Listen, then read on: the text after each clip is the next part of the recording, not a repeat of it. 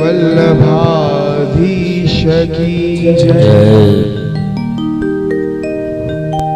नमो भगवते तस्मै कृष्णाय अभूत कर्मणे रूप नाम विभेदेन जगत कीर्ति योयथ सचिदानंद रूपाय विश्वोत्पत्त्यादि हेतवे तापत्रय विनाशाय श्री कृष्णाय वयं नमः। परम पूज्य ताजी, परम पूज्य बड़नायना, परम पूज्य पितृचरण, चिरायुष्मान आश्रय बाबा, चिरायुष्मान अनुग्रह बाबा अने उपस्थित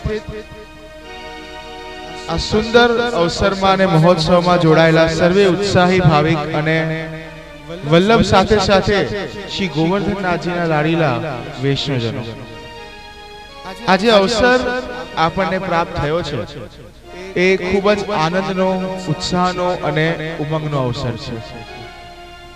આવો સૌભાગ્ય બહુ ઓછો આવે કે એક નહીં પણ ત્રણ અલગ અલગ વિષય ઉપર આપણે સત્સંગ અને પ્રવચનનો લાભ મળતો હોય અને ગિરિરાજની કેવી કૃપા છે આપણા ઉપર। વ્રજમાં આપણે સૌ જે આજે અહીંયા વ્રજમાં આપણે આવ્યા અને કેવું સારું લાગે ને વ્રજમાં આપણે અત્યારે છીએ, ધૂપે નથી ને વરસાદ નથી, કેવો સુંદર વાતાવરણ છે। જો તમે ઠંડક છે પણ કેવી ગુલાબી ઠંડી આપણે કહીએ ને એ પ્રકારની। જો મેં કાલે આપણે જ્યારે તમે બધા સ્ટેશન થી ઉતર્યા મથુરામાં ત્યારે કેવી ગજબ ઠંડી હતી ને, લાગતી હતી ત્યારે તમને। તો હું જ્યારે સ્કૂલમાં હતો ને ત્યારે અમને પેલા જ્યોગ્રાફી સબ્જેક્ટમાં એવું આવતું હતું કે છે ને રશિયા અને સાઇબિરિયા બહુ ઠંડા દેશ છે, તો ત્યાંથી બધી ઠંડી હવા છે ને ઇન્ડિયામાં આવે, પણ હિમાલયના કારણે એ હવા રોકાઈ જાય અને લોકો સુધી પહોંચે નહીં।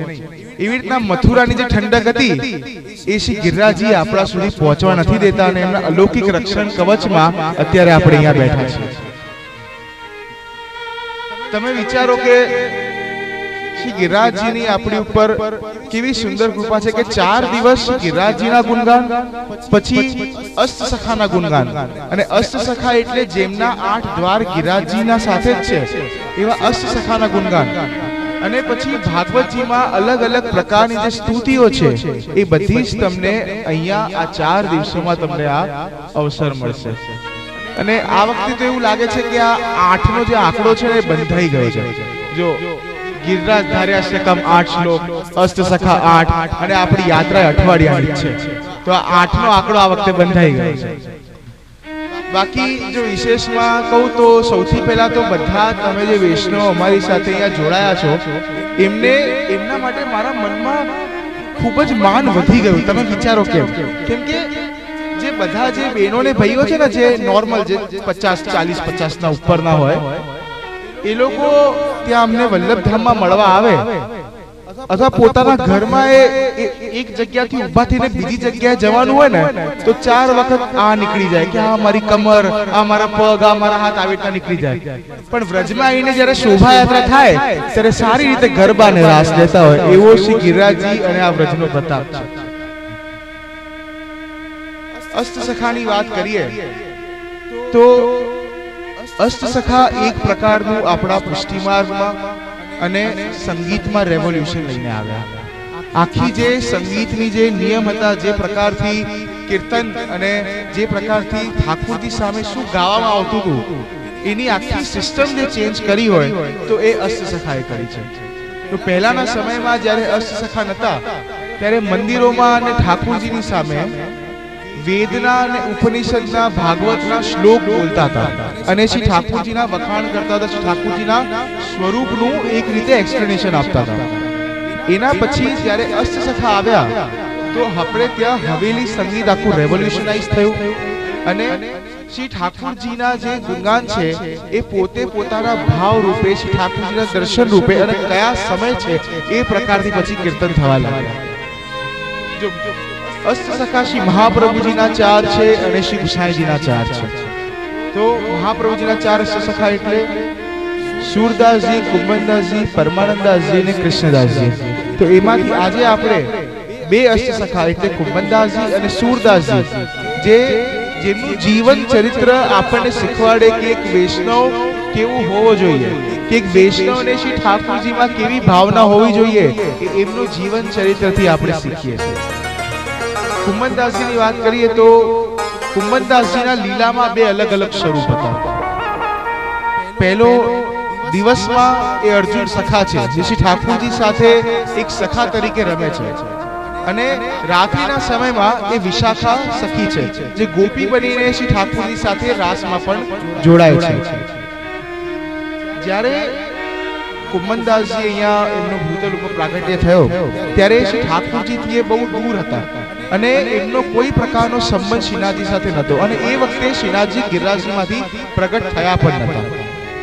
તો જ્યારે શ્રીનાથજી ધીમે ધીમે પ્રગટ થયા અને પછી શ્રી મહાપ્રભુજીને આજ્ઞા કરી કે શ્રી વલ્લભ આપ પધારો ને મારા સ્વરૂપને પ્રગટ કરો, ત્યારે કુંમનદાસજીને ને એમના પત્નીને એમના વહુને ખબર પડી કે અહીંયા શ્રી મહાપ્રભુ સાક્ષાત પધારવાના છે।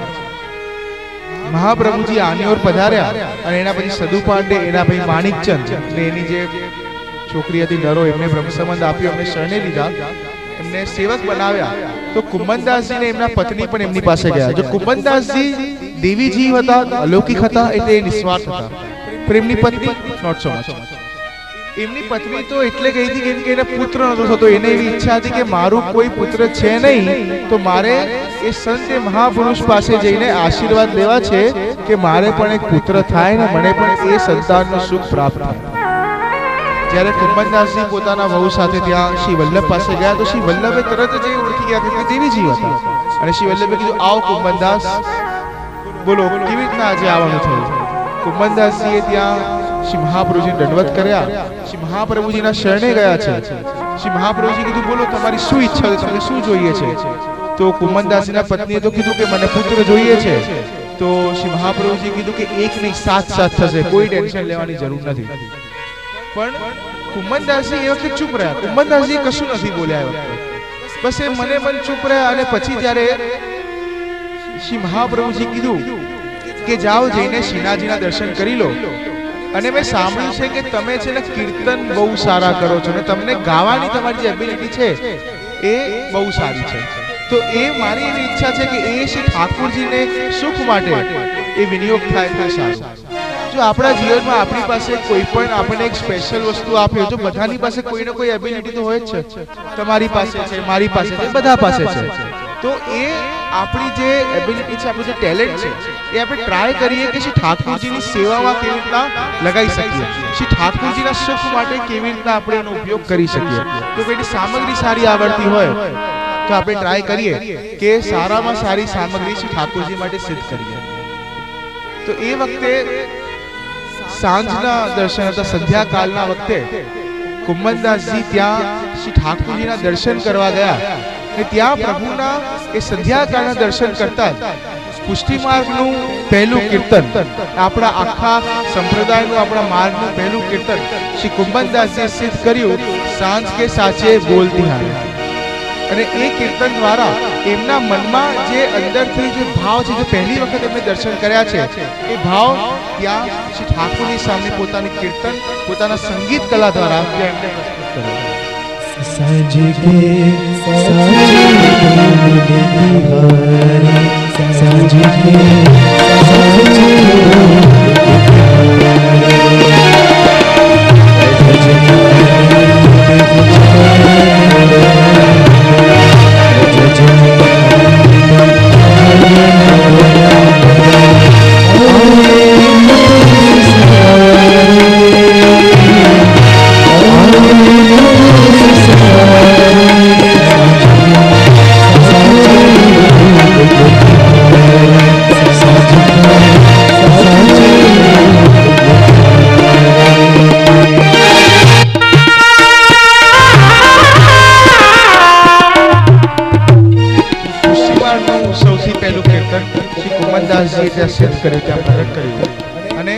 સર્વપ્રથમ જે અષ્ટસખા હતા એ શ્રી કુંમનદાસજી બન્યા। શ્રી કુંમનદાસજી અને ઠાકોરજીના જો આપણે સંબંધની વાત કરીએ તો જે પ્રકારનો સંબંધ શ્રી કુંમનદાસજી અને શ્રી ઠાકોરજીના વચ્ચે હતો, કદાચ જ કોઈ વૈષ્ણવ સાથે શ્રીનાથજીનો આવો સરસ સંબંધ હશે। પોતાની સાથે સખા માનીને અને સાથે કુંમનદાસજીને બધી જગ્યાએ શ્રીનાથજી એમની સાથે સાથે ફરતા. અને કુંમનદાસજીના જે કીર્તન હતા એ એટલા એ વખતે ફેમસ હતા કે એક વખત રાજા અકબરે એમને પોતાના દરબારમાં બોલાવ્યા. તો બધા માણસો એમને ત્યાં લેવા ગયા અને કીધું કે ચલો પાલકીમાં બેસીને અમારી સાથે ચલો, તમારી માટે બોલાવો આવી ગયો છે. તો ત્યારે કુંમનદાસજીએ પહેલા તો વિચાર્યું કે શ્રીનાથજીથી હું દૂર કેમ જઉં, શ્રીનાથજીથી થોડીક પણ ક્ષણ માટે દૂર જવું મારાથી સહન થતું નથી. તો પણ બહુ એ લોકોએ કીધું તો એ સાથે સાથે ચાલીને જતા રહ્યા. ત્યાં જઈને અકબરે એમનો સન્માન કર્યો, એમને માનપાન કર્યું, એમને બેસાડ્યા અને કીધું કે તમે આટલા બધા કીર્તન, આટલા બધા પદ શ્રી ઠાકુરજીના ગુણગાન માટે કરો છો, શ્રી ઠાકુરજીની ગ્રેટનેસમાં કરો છો, તો એક કામ કરો, આજે તમે મારા ગુણગાન કરો ને મારી માટે એક કીર્તન ગાઓ. તો મને કુંમનદાસજી વિચાર લીધો કે આ તો નરક જેવી જગ્યાએ આવી ગયો છું, વધારેમાં વધારે આ શું કરી લેવાનો છે. અને કુંમનદાસજીએ પાછા છે ને બહુ જ આયરોનિકલ વ્યક્તિ હતા. એમને શું કર્યું કે કીર્તન તો કર્યું, પદ તો કર્યું, પણ એ પદનો અર્થ શું નીકળ્યો કે આ બાદશાહ અને એનું આખું જે રાજ દરબાર છે એ બધું અસત્ય છે. અને એનું અપમાન આખા કીર્તનમાં, આખા પદમાં બસ રાજા અકબરનું અપમાન કર્યું. આ સાંભળીને પહેલા તો એ રાજાને બહુ ક્રોધ આવ્યો. પછી વિચાર્યું કે જો આ વ્યક્તિમાં થોડીક પણ લાલચ હોત કે મારાથી કોઈ પણ પ્રકારની અપેક્ષા રાખીને આવ્યા હોત તો મારા તારીફ કરી હોત, મારા ગુણગાન કર્યા હોત. પણ આ એકમાત્ર શ્રી કૃષ્ણ સિવાય કોઈના બીજાના ક્યારે ગાન કરતો નથી, કોઈની બીજાની તારીફ કરતો નથી. એટલે વગર ભયના, વગર ડર્યા વગર એણે બસ મારા અપમાન કરી નાખ્યા. આમના જેવા જે ભક્ત છે એ ભક્તને મારે શું આપવું જોઈએ એવું પૂછી લઉં. જ્યારે પૂછ્યું ત્યારે કુંમનદાસજીએ બસ નાની વાતમાં કીધી, આજ પછી મને ક્યારે બોલાવતા નહીં. તો આ કુંમનદાસજી અષ્ટસખા કોઈ પણ વૈષ્ણવ જો સાચો જે ભક્ત હોય એ ક્યારે પણ ભયમાં આવે નહીં. સાચા ભક્તની એક એબિલિટી છે, એની એક આઈડેન્ટિટી છે કે ક્યારે પણ કોઈ પણ ભક્ત એ હંમેશા નીડર હશે. એને કોઈનાથી ડર લાગે નહીં, કેમ કે એને ખબર છે કે જ્યાર સુધી મારી સાથે પ્રભુ છે, જ્યાર સુધી મારી સાથે ઠાકોરજી છે, ત્યાર સુધી કોઈ પણ વ્યક્તિ મારું કશું કરી શકે નહીં. અને કોઈ એવું કહે કે હું તને આવું કરી દઈશ ને આવું કરી દઈશ, તો એને મનમાં ખબર હોય કે ન થાય બકા, ન થાય, તું કશું કરી દઈશ. કુંમનદાસજીની આ નિડરતા, કુંમનદાસજીના આવું સુંદર જે એબિલિટી હતી, એનાથી ત્યાં દરબારમાં જેટલા પણ લોકો હતા એ બહુ ઇમ્પ્રેસ હતા. બસ મનમાં કુંમનદાસજીના એક જ વાત કે ક્યારે હું ફટાફટ બધાને છોડીને ફરીથી મારા શ્રીનાથજી પાસે, શ્રી ઠાકોરજી પાસે જઈને એમના દર્શન કરું. અને એવું નહીં ખાલી કે કોઈ રાજા સાથે જતા રહ્યા એટલે એમને શ્રીનાથજી માટે ભાવ થઈ ગયો હતો.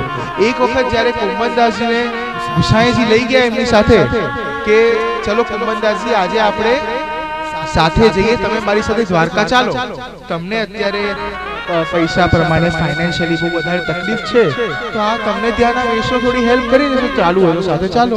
તો કુંમનદાસજી સાથે ગયા તો ખરા, પણ ત્યાં જ પહેલી જગ્યાએ જ્યાં બ્રજથી થોડાક દૂર ગયા અને ઉત્થાપનનો સમય આવ્યો તો એમને અંદરથી પીડા થવા લાગી કે આ ઉત્થાપનના સમયના કીર્તન શ્રીનાથજી માટે કોણ કરશે ને હું શ્રીનાથજી પાસે કેવી રીતના વહેલો પહોંચી શકું.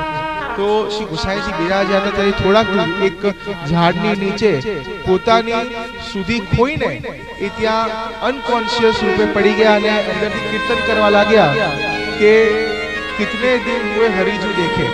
એવું લાગતું હતું કે ભલે થોડાક મિનિટો માટે, થોડાક કલાકો માટે હું ગુસાઈજી સાથે આવ્યો છું, પણ લાગે તો એવું છે કેટલા દિવસો થઈ ગયા, કેટલા મહિના થઈ ગયા કે શ્રી ઠાકોરજીના દર્શન હજી મેં કર્યા નથી. તો આ દર્શન કરીને, આ દ્રશ્ય જોઈને શ્રી ગુસાઈજીએ બસ એક જ વાત કરી કે તમારી આખી જે યાત્રા હતી એ અહીંયા જ પૂરી થઈ ગઈ છે. તમે શ્રીનાથજી પાસે દોડીને ફટાફટ પહોંચો અને ત્યાં જઈને તમે શ્રીનાથજીના ઉત્થાપનના કીર્તનનું પ્રારંભ કરો. તો ત્યારે કુંમનદાસજી દોડતા ત્યાં પહોંચી ગયા અને એના પછી ત્યાં કીર્તનના, શ્રીનાથજીના કીર્તનના પ્રારંભ કર્યા.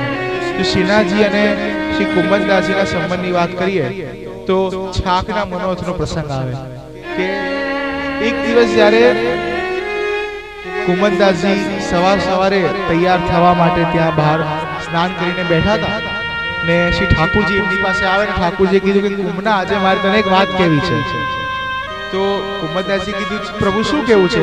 પણ ત્યારે ત્યાંથી રાજા માનસિંહજી આયા અને ઠાકોરજી ઝાડ પાછળ જઈને છુપાઈ ગયા. તો રાજા એમની બાજુમાં આવીને બેઠા પણ કુંભનદાસજીનું ધ્યાન શ્રી ઠાકુરજી તરફ છે. શ્રી ઠાકુરજી ઈશારો કર્યો કે અત્યારે વાત પતાવી દે, આપણે પછી કરીએ શાંતિથી. તો વાત થઈ રાજા માનસિંહજી પાસે. તો રાજા માનસિંહજીએ કીધું કે આપના બહુ વખાણ સાંભળ્યા છે, આપ શ્રીનાથજીમાં કીર્તન કરો છો, રાજા અકબરના ત્યાં પણ આપ આવ્યા હતા, તો હું બસ આપને મળવા આવ્યો છું. તો ત્યારે કીધું કે ઓકે, તમે 5 મિનિટ બેસો, હું તૈયાર તો થઈ જાઉં. તો કીધું કે એક કામ કરો, બેસવાનું આસન અને કાચ જેમાં હું તિલક કરી શકું એ લેતી આવીને ભત્રીજીને કીધું. ભત્રીજીએ કીધું કે આસન અને કાચ તો જે હતું એ ભેંસ ખાઈ ગઈ છે. તો ત્યારે રાજા માનસિંહજી વિચારે કે યાર ભેંસ કેવી રીતના કાચ ખાઈ શકે. ત્યારે એમને કુંભનદાસે કીધું બીજું બનાવીને લેતી આવો. તો જો કે ઘાસ પાથરીને ત્યાં એક વાટકીમાં જલ ભરીને લાવી. ત્યારે એમને થયું કે કુંભનદાસજી કેટલા નિષ્કિંચન છે, મારે એમની હેલ્પ કરવી જોઈએ, હ્યુમેનિટી. તો એક સરસ સુંદર કાચ સોનાનો સિદ્ધ કરીને ત્યાં કુંભનદાસજીને ગિફ્ટ કર્યું. કુંભનદાસજીએ ત્યારે કીધું કે જો આમાં એવું છે રાજા માનસિંહજી, તમે જો છો હું ઝૂંપડીમાં રહું છું, બરાબર, મારી પાસે પૈસા છે નહીં. હવે આટલો મોંઘો કાચ જો મારા ઘરમાં રાખું ને કોઈને ખબર પડે તો આઈને ચોરી કરી જાય, મને મારે એવું થાય, એવું રિસ્ક મારે ન લેવાય. તો કીધું કે તો પછી એક કામ કરીએ, હું તમને એટલું ધન આપી દઉં કે તમને જીવનમાં ક્યારે કોઈ તકલીફ પડે જ નહીં. તો કુંભનદાસજીએ કીધું કે આમાં એવું છે કે હું પોતે જે મારી રીતે ખેતી કરીને જે ઉગાવું છું એ જ હું ખાઉં છું, બાકી કોઈનાથી કોઈ પણ ધન લેતો નથી. અને હું તો એવું પણ નથી કે કોઈ બ્રાહ્મણ કે કોઈ સંત છું કે તમારી ગિફ્ટ હું સ્વીકારી શકું. ત્યારે તો પછી રાજા માનસિંહજીએ કીધું કે પછી એક આપણે કામ કરીએ, તમે જ્યાંથી બધું સામાન લો છો ને, હું એને એટલું ધન આપી દઉં કે તમારાથી ક્યારે પૈસા માંગશે નહીં. તેને કીધું કે ધન આપવું હોય તો મારી ના નથી, પણ આ તમને સામે જે પેડ દેખાય છે, ઝાડ દેખાય છે, એમાં જે ફળ ઉગે છે ને, હું એ જ કહું છું, તમે એને કેવી રીતના પૈસા આપશો. રાજા માનસિંહજી ચલો કશું તો માંગો મારી પાસેથી. તો કીધું કે હવે આવા ટાઈમ પર આવીને મને ડિસ્ટર્બ નહીં કરવાનું. શું ઠાકોરજી આયા હતા મળવા, તમે આયા ડિસ્ટર્બ કર્યા, જતું રહે. તો એના પછી રાજા માનસિંહજી તારીફ કરી જતા રહ્યા. હવે એટલો વિરહ થઈ ગયો કે પ્રભુ ફરીથી આવ્યા તો ખરા. અને ત્યારે શું ઠાકોરજી આજ્ઞા કરી કે કુંભનદાસજી આજે મારો છાકના મુહૂર્ત કરવાની ઈચ્છા છે, હું અને મારા બધા જ ગોપ સખાઓ ભેગા થશે, સારામાં સામગ્રી પૂરી, ખીર, શીરો બધું મારી માટે સિદ્ધ કરો, અને એ આજે હું તમારા હાથથી લઈશ અને તમારા હાથથી આરોગીશ. તો ત્યારે એમના ઘરમાં જેટલું પણ સામાન હતું બધું ભેગું કરીને કુંભનદાસજીએ શ્રી ઠાકોરજીનો છાકનો મનોત કર્યો. એવો સંબંધ, એવો પ્રેમ કુંભનદાસજી અને ઠાકોરજી વચ્ચે હતો. જો એક પ્રેમની વાત કરીએ તો અત્યારે જો જેવી રીતના શીતળતાના દિવસો, ઠંડકના દિવસો ચાલે છે ને, તો એક વખત વ્રજમાં એવી જ રીતના ઠંડીના દિવસો ચાલતા. રાતનો ટાઈમ હતો તો ઠાકોરજીને ભૂખ લાગી અને એમને ઠંડી પણ લાગતી હતી. તો કુંભનદાસજીને ઉઠાડ્યા કે કુંભડા, મને છે ને અત્યારે બહુ ભૂખ લાગી છે, મને દૂધ પીવાની ઈચ્છા થાય છે. તો ત્યારે કુંભનદાસજી એમની પાસેથી જોયું તો ઠાકોરજીને ધરાયું. તો કીધું કે ના, હજી મારી જે અંદરની જે શીતળતા, ઠંડક હોય ને, હજી જતી નથી.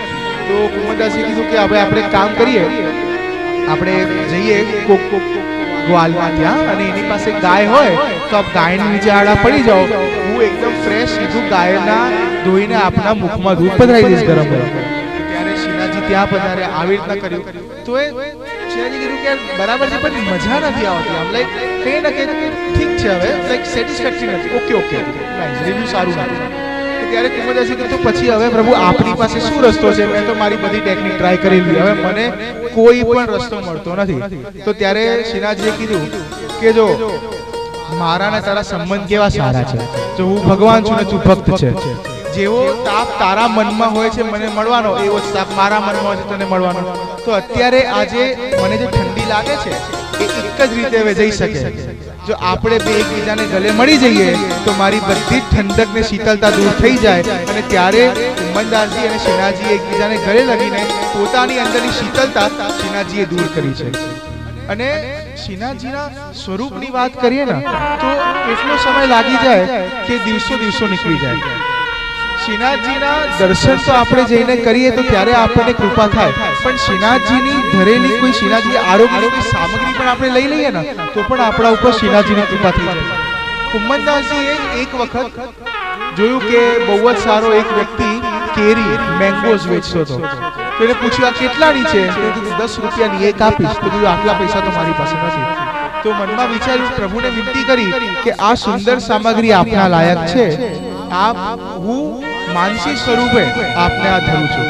તો ત્યારે શ્રીનાથજીએ સામગ્રી સ્વીકારે પણ કરી અને શ્રીનાથજીએ આરોગ્ય પણ કરી.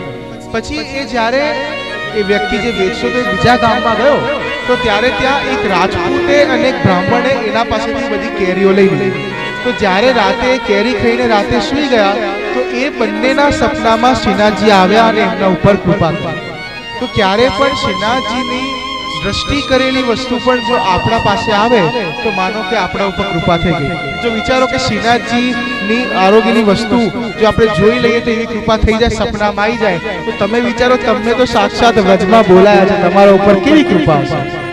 અને જો વ્રજમાં આવું માં કેવું છે કે જો મથુરા પછી વૃંદાવન એ બધા જગ્યાએ જે કોમન ટુરિસ્ટ પ્લેસ છે ને ત્યાં જવું સહેલું છે, પણ જતીપુરા અને ગોકુળમાં પ્રવેશ છે ને કે માનો કે સાક્ષાત જે પુષ્ટિ માર્ગે આપણા શ્રીનાથજી છે, જે પૂર્ણ પુરુષોત્તમ ગોવર્ધનધર, એમને આપણને બોલાયા છે કે આપણે એમની લીલામાં આપણે સાથે મળીએ અને આપણે એ લીલાનો અનુભવ કરીને શ્રી ઠાકોરજીની એ કૃપાને આપણે સ્વીકારી શકીએ, એ કૃપાને આપણે એક્સેપ્ટ કરી શકીએ. એવું સુંદર સંબંધ શ્રી કુંભનદાસજી અને શ્રી ઠાકોરજીનું હતું. આગળ પછી કુંભનદાસજીની વાત કરીએ તો કુંભનદાસજીના જીવન ચરિત્રથી આપણને ખબર પડે કે છેલ્લે જ્યારે એમનો સમય આવ્યો કે જ્યારે એમને લીલામાં પ્રવેશ કરવાનો સમય આવ્યો ત્યારે પણ એ એકમાત્ર શ્રી ઠાકોરજીના કીર્તન જ કરતા હતા. ચતુર્ભુજદાસજી શ્રી ગુસાઈજી પાસે આવ્યા અને શ્રી ગુસાઈજી પાસે આવીને કીધું કે હવે એવું લાગે છે કે કુંભનદાસજીનો સમય આવી ગયો છે, તો આપ પધારો. શ્રી ગુસાઈજી આરતી કરીને રાજભોગની આરતી કરીને જ્યારે કુંભનદાસજી પાસે ગયા તો ત્યારે કુંભનદાસજી એટલા વૃદ્ધ થઈ ગયા હતા કે એ શ્રી ગુસાઈજી પધાર્યા તો ઊભા થઈ શક્યા નહીં, પણ પોતાના નેત્રોથી ત્યાં દંડવત કર્યા. અને પછી શ્રી ગુસાઈજી એક જ પ્રશ્ન ખાલી પૂછ્યો કે કુંભનદાસજી અત્યારે તમે શું અંદરથી ફીલ કરો છો? તો ત્યારે કુંભનદાસજીએ શ્રી ઠાકોરજીની ખૂબ જ સુંદર એક લીલાનું કીર્તન કર્યો અને જેવી રીતના એ પદ અને કીર્તનનું અંત થયું તો એ શ્રી કુંભનદાસજીએ પોતાના પ્રાણ છોડીને એમનો લીલામાં પ્રવેશ થયો. અને શ્રી કુંભનદાસજીનો જે દ્વાર છે એ પરસોલી પાસે છે કે જ્યાં શ્રી કુંભનદાસજીએ પોતાના દેહ છોડીને એમનો લીલામાં પ્રવેશ થયો. કે લીલામાં જે અર્જુન સખા જે હતા એ અહીંયા કુંભનદાસજી સ્વરૂપે પધાર્યા, એ જ સ્વરૂપે શ્રી ઠાકોરજી સાથે સખા બનીને જ બધી લીલા કરી અને એના પછી શ્રી ઠાકોરજી સાથે ફરીથી પધારી ગયા. એવો શ્રી કુંભનદાસજીનો અલૌકિક સ્વરૂપ, એવો શ્રી કુંભનદાસજીની અલૌકિક ભાવનાઓ કે શ્રી ઠાકોરજી એમની સાથે બધી જ લીલાઓ કરતા, છાકનો મનોરથ પણ કર્યો અને સાક્ષાત પોતાના મિત્રના જેમ કોઈને રાખતા હોય કે એકમાત્ર કુંભનદાસજી હતા.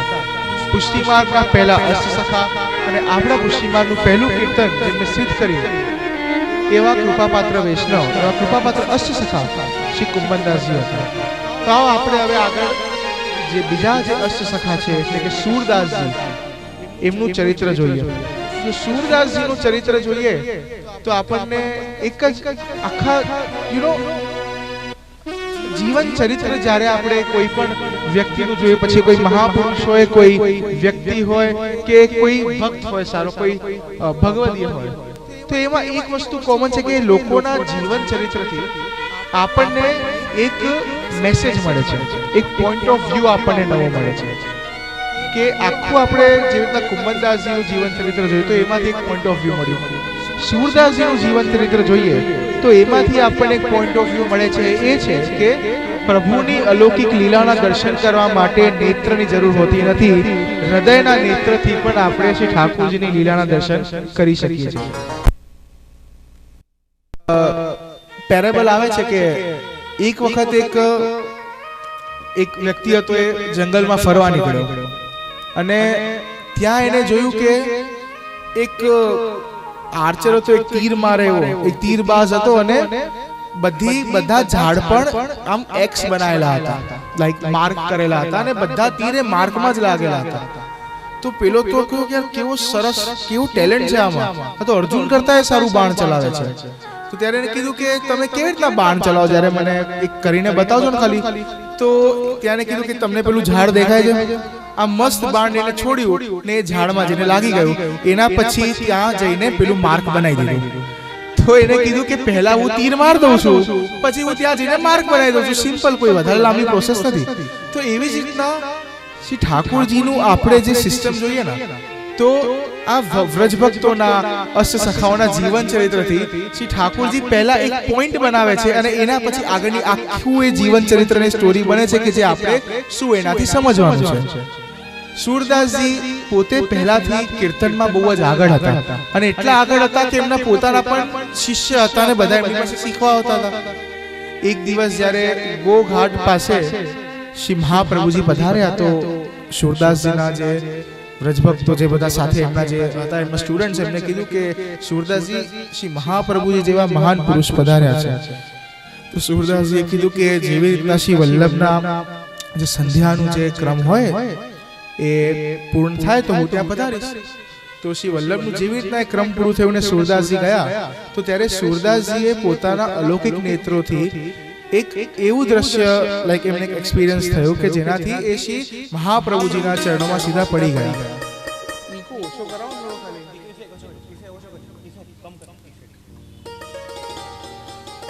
શ્રી મહાપ્રભુજી એમને કીધું કે જાઓ સ્નાન કરી આવો ને હું બ્રહ્મસંબંધ આપીશ. ને બ્રહ્મસંબંધ આપ્યા પછી આખું જે શ્રીમદ ભાગવતજીનું દસમ સ્કંદ છે અને સુબોધનીજી છે એ શ્રી મહાપ્રભુજી સુરદાસજીને ત્યાં સમજાવ્યા અને જ્યાં સુરદાસજીએ એ સમજ્યા ત્યારે એમને શ્રી ઠાકોરજીની બધી અલૌકિક લીલાના દર્શન બાય ડિફોલ્ટ થવા લાગ્યા. અને લીલાના દર્શન એટલે એવા કે જે પ્રકારના દર્શન કોઈ વૈષ્ણવે કર્યા નથી એવા દર્શન એમને સાક્ષાત ત્યાં થવા લાગ્યા. અને જો આપણે કીર્તનની વાત કરીએ તો બધા જ અષ્ટ સખાઓને એક સ્પેસિફિક લીલા બહુ ગમતી હતી અને એક સ્પેસિફિક લીલા ઉપર એમણે કીર્તન કર્યા છે. જે રીતના સુરદાસજી અને કુંભનદાસજી શ્રી ઠાકોરજીની બાલ લીલા ઉપર કીર્તન વધારે કરતા. પરમાનંદદાસજી અને કૃષ્ણદાસજી હતા એ શ્રી ઠાકોરજીના યુગલ સ્વરૂપ અને રાસ લીલા ઉપર વધારે કીર્તન કરતા. તો સુરદાસજીને શ્રી ઠાકોરજીનું જે બાલ સ્વરૂપ હતું એમાં આસક્તિ હતી અને બાલ સ્વરૂપના દર્શન એમને શ્રી ઠાકોરજીના થતા હતા. આગળ પછી ત્યાં સુરદાસજીએ શ્રી મહાપ્રભુજીનું બ્રહ્મસંબંધ લઈને અલગ અલગ શ્રી ઠાકોરજી માટે વિશેષ કીર્તનો સિદ્ધ કર્યા. એક દિવસ કુંભનદાસજીની જેમ એમને પણ રાજા અકબરે એમની પાસે બોલાયા કેમ કે એક દિવસ ત્યાં તાનસેને સુરદાસજીની એક કીર્તન કે સુરદાસજીનું એક પદ હતું એ રાજા અકબર સામે કર્યું ને રાજાને બહુ ગમી ગયું. તો સુરદાસજી ત્યાં પધાર્યા અને માન સન્માન કર્યું. સુરદાસજીએ રાજા અકબરે બહુ આમ વિનંતી કરી કે કશું ને કશું શ્રી ઠાકોરજી માટે ગુણ કરો, શ્રી ઠાકોરજી મને પણ આપણા કીર્તન સંભળાવો. તો ત્યારે સુરદાસજીએ સુર 25 આખી સંભળાઈ કે 25 પાર્ટ્સમાં ડિવાઇડેડ એક આખું કીર્તન હતું. એ સુર 25 સુરદાસજીએ ત્યાં રાજા અકબરને આખી સંભળાઈ અને એટલા રાજા અકબર ખુશ થઈ ગયા કે એમને 4-5 ગામ ત્યાં આપવાની વાત કરી કે સુરદાસજી આપણે 4-5 ગામ આખા આપી દઉં છું આપ રાખો. ત્યારે સુરદાસજી એક જ વાત કરી કે જો રાજા હું તો એમ મારા નેત્ર છે નહીં, મારા નેત્ર એક હૃદયમાં છે જેનાથી મને ખાલી શ્રી ઠાકોરજીના દર્શન થાય છે, બાકી તારી જેમ મને બીજું બધું જોવાનો રસ નથી. તો આપણે એક કામ કરીએ, તું તારા ગામ રાખી લે, હું મારી ભક્તિ રાખી લઉં ને હું મારા ઘરે જતો રહું. સુરદાસજી ત્યાંથી જતા રહ્યા. પણ સુરદાસજીના પદમાં કીર્તનમાં તાપ કેવો, એ પદમાં પાવર કેવો તમને હું કહું. એક વખત એક વૃંદાવનનો કોઈ ઢોંગી વ્યક્તિ હતો એ અકબર પાસે આવ્યો અને સુરદાસજીના કીર્તનને પોતાના કીર્તન સ્વરૂપે ત્યાં પ્રગટ કર્યું. તો ત્યાંના લોકોને ખબર પડી ગઈ કે આ તો સુરદાસજીનું કીર્તન છે. તો ત્યારે એને કીધું કે ના, મારું ઓરિજિનલ કીર્તન છે. તો ત્યારે રાજાએ કીધું કે એક કામ કર, આ કીર્તન છે ને તું લખી દે કાગળમાં અને મને આપી દેજે. પછી એ રાજાએ કીધું કે જો આ સુરદાસજીનું કીર્તન હશે તો હું આને જલમાં પધરાઈશ તો આ ભીનું થશે નહીં, પણ જો આણે કોઈ ચોરી કરેલું છે અને આ સુરદાસજીનું કીર્તન નથી તો આ પાણીમાં ડૂબી જશે. તો બે અલગ અલગ રીતે લખ્યા, એક સુરદાસજીનું ઓરિજિનલ ને એક જે બનાવીને આવ્યો તો એ સુરદાસજીનું બનાવેલું જે કીર્તન હતું એ પાણીમાં તરી ગયું, એ કાગળ ભીનું થયું નહીં, એવું ને એવું રહ્યું. અને પેલા જે ફેક અને ડુપ્લિકેટ રીતે એ જે ઢૂંગી બનાવીને આવ્યો તો એ આખું કાગળ ભીનું થઈને અંદર ડૂબી ગયું. તો એવો એક વ્રજભક્તના એક અષ્ટ સખાના કીર્તનમાં એની વાણીમાં પણ એટલો પાવર છે, એટલું બળ છે કે કોઈ પણ અનનેચરલ સિચ્યુએશનને પણ એ ક્રોસ કરી શકે છે. સુરદાસજીના ચરિત્રની આપણે વાત કરીએ છીએ અત્યારે, તો એવું નથી કે સૂરદાસજી ઉપર વૈષ્ણવ ડાઉટ કરતા હતા. કેટલા એવા લોકો વ્રજમાં હતા જેમને સૂરદાસજી ઉપર ડાઉટ હતો કે આમને આટલી બધી લીલા એટલે ખબર છે કેમ કે પહેલા એમના પાસે નેત્ર હતા અને પછી એમને દર્શન કરી લીધા, થોડા સમય પછી એમ નેત્ર જતા રહ્યા. પણ સૂરદાસજીએ પોતાના પદમાં પહેલાથી એ બહુ વખત મેન્શન કરેલું છે કે જન્મથી જ મારી પાસે નેત્ર નતા. અને આવું નથી કે ખાલી ભક્તો અને વૈષ્ણવ અને તેના લોકો, એક વખત તો શ્રી બાલકૃષ્ણલાલજી, ગોકુલનાથજી ને ગોવિંદરાયજીની પણ ઈચ્છા થઈ કે ચલો આજે આપણે સૂરદાસજીની પરીક્ષા લઈએ, આટલા મહાન બને છે, બધું દેખાય છે, હવે જોઈએ. તો કીર્તનનો લાઈક જે નોર્મલ સમય હોય એટલા સૂરદાસજી આવ્યા અને એમને વિચાર્યું કે આપણે શ્રી ઠાકુરજીને નવા નવા શિંગાર ધરીએ છે, આવા સુંદર આપણે શ્રી ઠાકુરજીના દર્શન રોજ કરાવીએ છીએ, તો ઠીક છે, સૂરદાસજીને ખબર પડી જાય છે કે આ રીતે ધરવાના છે. લાગે છે કે એમને સેવા પ્રણાલિકા આખી મોડે કરી લીધી છે એટલે કીર્તન કરી લે છે. તો વિચાર્યું કે આજે આપણે જે ઠાકુરજીને કોઈ વસ્ત્ર ધરાવવા જ નથી, જો એમને ગરમીનો મોસમ ચાલે છે, શ્રી ઠાકુરજીને આપણે થોડા ખુલ્લા ખુલ્લા રાખી રિલેક્સ રાખીએ. તો એકે વસ્ત્ર ધરાયા વગર ત્યાં દર્શન ખોલી દીધા. અને ત્યારે અંદરથી સૂરદાસજી હસવા લાગ્યા અને પછી સૂરદાસજીએ શ્રી ઠાકુરજીએ મનમાં પૂછ્યું કે પ્રભુ આજે આ કેવું સ્વરૂપ ધારણ કરીને આવ્યા છો? અને ત્યાં કીર્તનનું ગાન કર્યું, નાચે હરિ નંગમ નંગા. તો આ સાંભળીને ગોકુલનાથજી, ગોવિંદરાયજી ને બાલકૃષ્ણલાલજી વિચારવા લાગ્યા કે અરે શ્રી ઠાકુરજીને વસ્ત્ર વગર પધરાયા તો એ આમને ખબર પડી ગઈ, આમની એબિલિટી ઉપર કે આમની જે કૃપા છે એના પર ક્યાંય ડાઉટ કરાય આપણાથી નહીં. તો એવો સુંદર અલૌકિક નેત્રથી શ્રી સૂરદાસજી શ્રી ઠાકુરજીના દર્શન કરી લેતા હતા. એક શ્રી સૂરદાસજીનો અને શ્રી ઠાકુરજીનો જે પ્રસંગ છે એ એક મેસેજ પ્રેઝન્ટ કરે છે કે જેટલી ચિંતા આપણને શ્રી ઠાકુરજીની છે એટલી જ ચિંતા શ્રી ઠાકુરજીને આપણી પણ હોય છે. કે એક ભક્તને ક્યારે પીડા થાય તો માનો કે શ્રી ઠાકુરજીને પણ પીડા થાય છે. જ્યારે એક વખત સૂરદાસજી એમની સાથે એમનો એક અસિસ્ટન્ટ રહેતો હતો ગોપાલ, જે લાઈક એમનો સ્પોટ બોય જેવો હતો.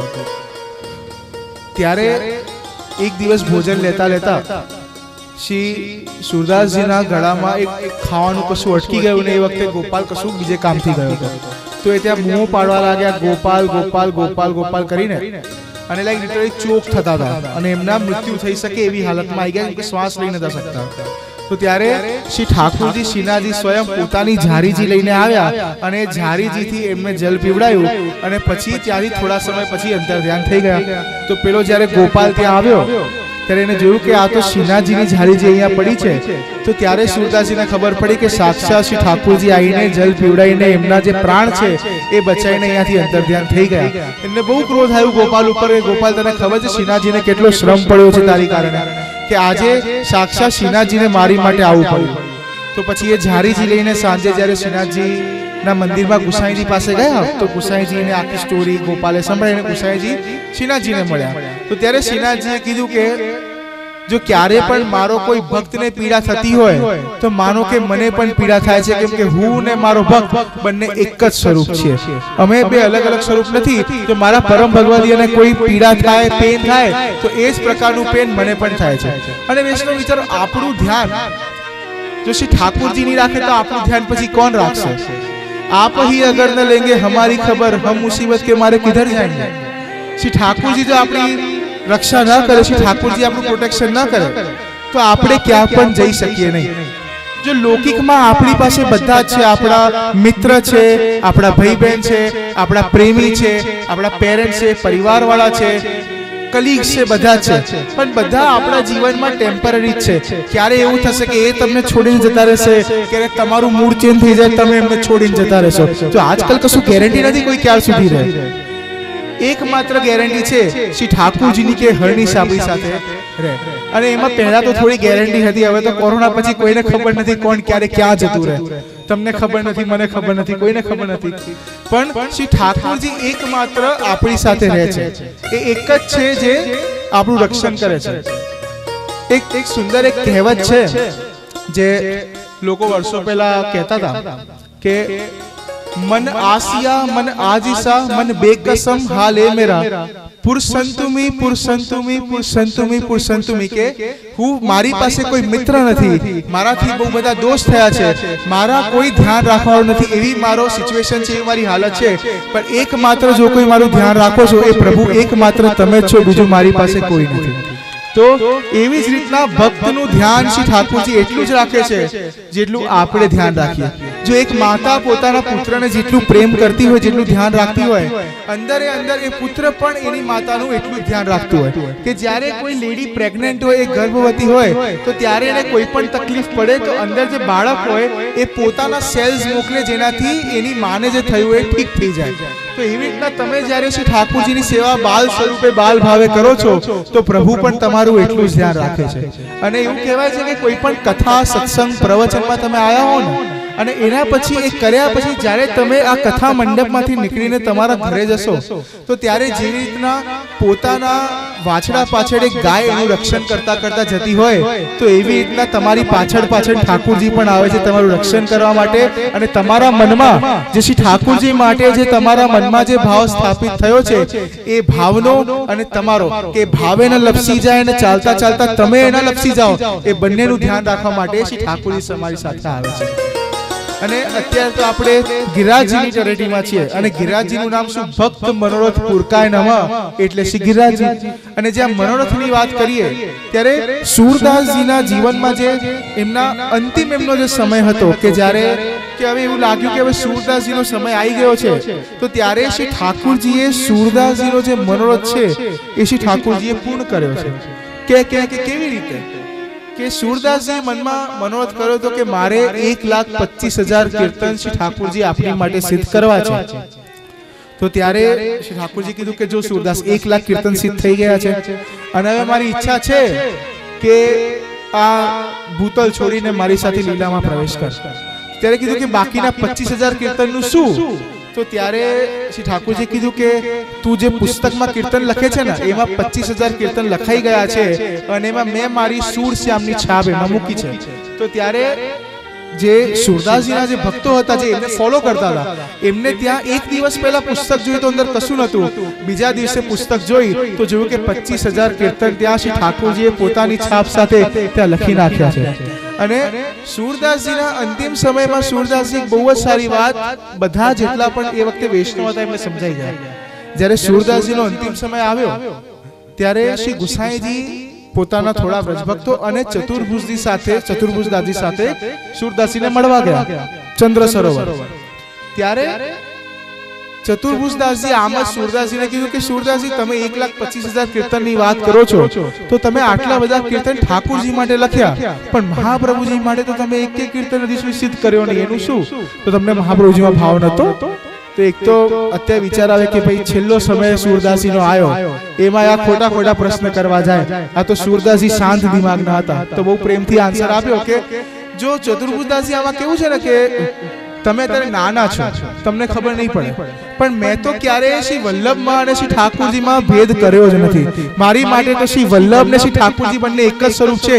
શ્રી વલ્લભના દર્શન કરું ત્યારે મને શ્રીનાથજીના દર્શન થાય અને શ્રીનાથજીના દર્શન કરું ત્યારે મને શ્રી વલ્લભના દર્શન થાય. તો મારા 1,25,000 કીર્તન જે શ્રી વલ્લભ માટે અને શ્રી ઠાકોરજી માટે બંને માટે મેં સિદ્ધ કર્યા છે. તો આપણે પણ ક્યારે શ્રી વલ્લભ અને શ્રી ઠાકોરજીમાં કોઈ પણ પ્રકારનો ભેદ કરવો નહીં.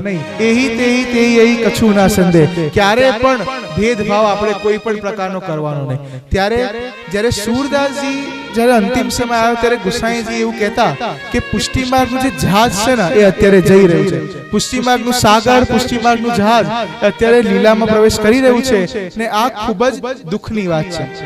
1,25,000 કીર્તન એટલે અત્યારે આપણે જોઈએ ને તો આપણે બધા મળીને આટલા કીર્તન એક સાથે સિદ્ધ ન કરી શકીએ કે એક શ્રી સુરદાસજીએ શ્રી ઠાકોરજી માટે આટલા બધા કીર્તન, આટલા બધા પદ સિદ્ધ કર્યા.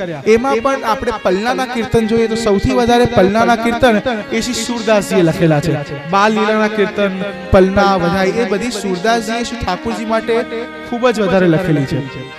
તો આ બે અષ્ટસખાના ચરિત્રથી આપણને ખબર પડે કે કેવી રીતના શ્રી ઠાકોરજી સાથે પ્રેમ કરાય, કેવી રીતના શ્રી ઠાકોરજીમાં ભાવ રખાય. તો આજે આ બે ચરિત્ર આપણે અષ્ટસખાના સાંભળ્યા. કાલે ફરીથી આપણે શ્રી મહાપ્રભુજીના બે અષ્ટસખા છે એટલે પરમાનંદાસજી અને કૃષ્ણદાસજીનું ચરિત્ર આપણે શ્રવણ કરવાનું છે. બાકી જો અત્યારે આપણે વિશેષમાં વાત કરીએ તો આપ સૌ વૈષ્ણવ અહીંયા એકત્રિત થયા છો, ખૂબ આનંદનો અવસર છે. અત્યારે આશીર્વાદ વાત કરીને કે તબ વેણુનાથ દ્વાર અબ લક્ષ્મણ ભટ્ટ ભૂપકુમાર કે ત્યારે શ્રી ઠાકુરજીએ વેણુનાથ કરીને બધા ગોપીઓને પોતાના પાસે અહીંયા જ વ્રજમાં રાસ કરવા માટે બોલાવ્યા. અને અત્યારે અમે બધાએ અમારું કથાનું આયોજન કરીને એ વેણુનાથ કરીને આપ સૌ વૈષ્ણવને અહીંયા અમારી પાસે બોલાયા. તો તમે બધા ગોપી જ છો, તમને લાગે. અને અત્યારે એવું લાગે છે કે આપણી સિચ્યુએશન છે, આપણે અહીંયા ભેગા થયા છે ને, સાક્ષાત માનો કે રાસ પંચાધ્યાય થઈ રહ્યું છે. તો એ વખતે જ્યારે શ્રી ઠાકુરજીએ વેણુનાથ કરીને ગોપીને બોલાવ્યા ત્યારે એમને કેટલી બધી તકલીફો હતી. સમાજ શું કહેશે, ચાર લોકો શું કહેશે, ઘરવાળા શું કહેશે, અમારા મિત્રો શું કહેશે. એવું નથી કે એ બધી સિચ્યુએશન જતી રહે છે, હજી પણ ચાર લોકો શું કહેશે છે જ. પણ હવે તો કોરોના પણ આવી ગયો થોડા સમય પહેલા, તમને બધાને બીક બેસી ગઈ. પણ એ બધી વસ્તુને દૂર કરીને એ કશું વિચાર્યા વગર તમે શ્રી ગિરિરાજજી પાસે આવી ગયા. તો તમે શું ગોપી નથી? તમે બધા ગોપી જ છો ને? તો અહીંયા સુધી પ્રવેશ થાય તો માનો કે ગોપી જ છો. જ્યારે અમારે 2019માં લીલી પરિક્રમા હતી ને, તો ત્યારે એમાં અમે વૈષ્ણવને એવું કહેતો હતો કે તમારો લીલામાં પ્રવેશ છે, તમે લીલામાંથી અહીંયા આવ્યા છો એટલે જ તમને વ્રજમાં પ્રવેશ મળ્યો છે. તો માનો કે તમે પણ શ્રી ઠાકુરજીના લીલામાં જીવ છો. તમારામાંથી કોઈ સુરદાસજીની જેમ ચંપકલતા સખી છે, કોઈ કુંમનદાસજીની જેમ વિશાખા સખી છે, કોઈ અર્જુન સખા છે. પોતાને શ્રી ઠાકુરજીના વ્રજભક્ત અને આપણે સખી માનીને જ આપણે અહીંયા આવ્યા છે. તો જે પણ જો વ્રજમાં આવીએ તો કોઈ ના કોઈ અલૌકિક અનુભવ આપણને થાય જ છે. તો એ જ મારી ઈચ્છા છે કે આજે અહીંયા પણ આ 5 દિવસ 6 દિવસ જે આપણે અહીંયા વ્રજમાં છીએ, આપણે પણ કોઈ ના કોઈ વ્રજમાં આવીને શ્રી ઠાકુરજીનો અલૌકિક અનુભવ થાય, શ્રી ઠાકુરજી પોતાની પ્રેઝન્સને તમને બધાને નોટિસ કરાવે. એ જ મારી ઈચ્છા છે, એ જ મારી ભાવના છે. ફરીથી આપ સૌ વૈષ્ણવને ખૂબ ખૂબ વધાઈ, આ સુંદર દિવસના ખૂબ ખૂબ આશીર્વાદ. અને હવે શ્રીમદ ભાગવતજીની જે અનેક સ્તુતિ છે, એ સ્તુતિ આપ સૌ વૈષ્ણવને મળે. એ સ્તુતિ આપ સૌ વૈષ્ણવ જ્યારે સાંભળો તો આપના હૃદયની અંદર ઉતરે. આપ એના પાછળનો મેસેજ, એના પાછળનો ભાવાર્થ સમજી શકો. એ જ ઈચ્છા સાથે શ્રી ઠાકુરજી, શ્રી વલ્લભ, શ્રી યમુનાજી ત્રણેયના ચરણોમાં વિનંતી કરીને આજે અહીંયા મારા વચનામૃતને વિરામ આપીશ. શ્રી વલ્લભાધીશ કી જય.